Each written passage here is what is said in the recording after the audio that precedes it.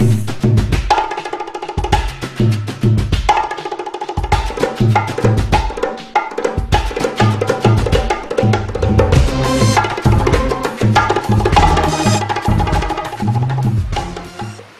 Viewers, எல்லாரும் எப்படி இருக்கீங்க?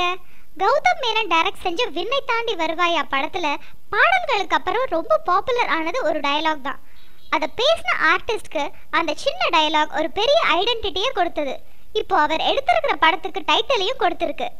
எந்த படத்தை பத்தி பேச போறோம்னு புரிஞ்சிருக்கும்னு நம்புறோம். இங்க என்ன சொல்லுது, ஜெஸ்ஸி ஜெஸ்ஸி சொல்லுதான்னு தன்னோட கரகர குரல்ல பேசி கலக்கின விடிவி கணேஷ் இப்ப அவரே ஹீரோவா நடிச்சு தயாரிச்சிருக்கிற படம் தான் இங்க என்ன சொல்லுது. இவரை தவிர மீரா ஜாஸ்மின், சந்தானம், மயில்சாமி நடிச்சிருக்கிற இந்த படத்துல சிம்பு, ஆண்ட்ரியா, கேஎஸ் ரவிக்குமார், பாண்டேராஜ் ஆகியோர் நட்புக்காக சின்ன ரோல்ஸ் பண்ணிருக்காங்க.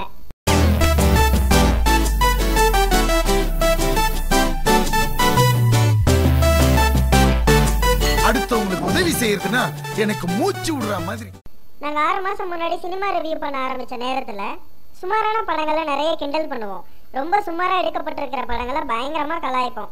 அதுக்கப்புறம் தான் நாங்க யோசிச்சோம், கோடிக்கணக்கான ரூபாய் செலவு செஞ்சு இத்தனை பேர் கஷ்டப்பட்டு உழைச்சி பலரோட கனவுகளை சுமந்துட்டு வெளிவர படங்களை அது எவ்வளவுதான் போரா இருந்தாலும் ஓவரா கிண்டல் பண்றது தப்புன்னு தோணுச்சு. படத்துல இருக்கிற குறைகளை மறைக்காம எடுத்து சொல்லி ஒரு நேர்மையான ரிவ்யூ கொடுக்கறது எங்களோட கடமை. ஒரு படம் ரொம்ப மோசமா எடுக்கப்பட்டிருந்தா அதை கடுமையா விமர்சனம் பண்ணலாம், லைட்டா நக்கல் கூட பண்ணலாம். ஆனா கண்டிப்பா அந்த படத்தோட சம்பந்தப்பட்டவங்க மனம் வருந்துற மாதிரி டூ மச்சா கலாய்க்க கூடாதுன்னு முடிவெடுத்தோம். அது ஒரு கொள்கையா இப்போ வரைக்கும் கடைபிடிச்சிட்டு வரோம். இப்போ இதை ஏன் இவ்வளவு லென்த்தியா சொல்லிட்டு இருக்கோம்னு பாக்குறீங்களா? காரணம் இருக்குங்க. இங்க என்ன சொல்லுது மாதிரி படங்களை பார்க்கும்போது பேசாம படங்களை கலாய்க்க கூடாதுங்கிற எங்க கொள்கையை கொஞ்சம் மறந்துட்டு பழைய ஸ்டைல ரிவ்யூ பண்ணி படத்தை டார கிழிச்சு தொங்க விடலாம்னு தோணுது. படம் பார்த்து 6-7 மணி நேரம் ஆச்சு. இன்னும் எங்களோட கோபம் கொஞ்சம் கூட குறையல. நீங்க போய் ஒரு கிளிப்பிங்க பார்த்துட்டு வாங்க, நாங்க அதுக்குள்ள கொஞ்சம் கூல் ஆயிக்கிறோம். அறிவில்லையா அறிவில்லையா கொஞ்சம் கூட அறிவில்லையா. அவங்க என்ன சொல்லுது? ராஜி ராஜி சொல்தா. என்ஜாய். இந்த படத்தை எப்படி ரிவ்யூ பண்றதுன்னு எங்களுக்கு சுத்தமா புரியல. கதை, திரைக்கதை, வசனம், நடிப்பு, இயக்கம், எடிட்டிங், இசை எல்லாமே ரொம்ப சுமார்னு சொன்னா அதுவே கொஞ்சம் அதிகம் தான். விடிவி கணேஷ்க்கு திரைத்துறையில சந்தானமும் சிம்புவும் ரொம்ப க்ளோஸ் ஃப்ரெண்ட்ஸ்னு எல்லாருக்கும் தெரியும். அந்த நட்பு அடிப்படையில அவங்க 2 பேரும் கணேஷுக்காக அவர் எடுக்கிற படத்துல நடிக்க ஒத்துட்டு இருக்கணும்னு நினைக்கிறேன். ஆனா அவங்க 2 பேரும் படத்துல டோட்டலா வீணடிக்கப்பட்டிருக்காங்க. அப்படி பார்த்தா மீரா ஜாஸ்மின் கூட ஏன் இந்த படத்துல நடிக்க ஒத்துக்கிட்டாங்கன்னு தெரியல.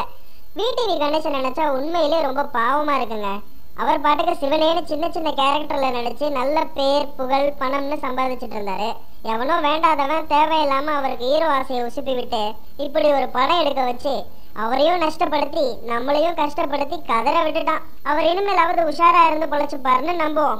டிப்பயலே குட்டி பயலே எதை தேடி நீ ஓடுற? சுட்டி பயலே சுட்டி பயலே எதுக்காக நீ அலையிற? உனக்கு எப்படி காதல் வந்தது? ஏன் எனக்கு காதல் வரக்கூடாதா? நீ அடிச்ச சரகுக்கு மஞ்சா காமல தானே வரும். இந்த படத்துக்கு எங்களோட ரேட்டிங் அறிவில்லையா அறிவில்லையா கொஞ்சம் கூட அறிவில்லையா. புரியலையா புரியலையா. நீங்க எங்களோட எல்லா வீடியோவையும் பார்க்கணும்னா யூடியூப்ல கீழே இருக்கிற சப்ஸ்கிரைப் பட்டனை பிரஸ் பண்ணுங்க. எங்களோட எல்லா அப்டேட்ஸும் தெரியணும்னா எங்க ஃபேஸ்புக் பேஜுக்கு லைக் கொடுங்க. அடுத்த பட விமர்சனத்துல உங்களை வேற கெட்டப்ல வந்து சந்திக்கும் வரை உங்களிடமிருந்து விடை பெறுவது ஸ்டீவன், ஸ்டீஜெக்.